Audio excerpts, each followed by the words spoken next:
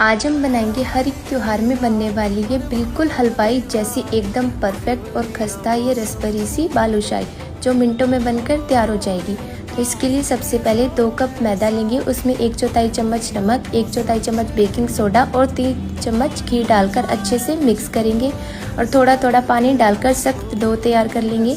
अब इसे 15 से 20 मिनट के लिए ढककर रख देंगे। तब तक चाशनी तैयार करेंगे। उसके लिए 1 कप चीनी और उससे आधा पानी, ऊपर से डालेंगे इलायची के दाने, केसर और फूड कलर डालकर अच्छे से मिलाएंगे तो हमारी चाशनी तैयार है। अब जो डो तैयार किया था उसके छोटे छोटे पेड़े तोड़कर ऐसी शेप देंगे और इन्हें गर्मा गर्म तेल में लो टू मीडियम फ्लेम पर अच्छे से फ्राई करेंगे गोल्डन ब्राउन होने तक। जब ये अच्छे से गोल्डन ब्राउन हो जाए तब इन्हें चाशनी में डिप करेंगे 4 से 5 मिनट तक और निकाल लेंगे। ऊपर से गार्निश करेंगे ड्राई फ्रूट्स के साथ। तो बस तैयार है हमारे टेस्टी और रसभरी सी बालूशाही। तो आप भी इसे ट्राई जरूर करना। Okay bye.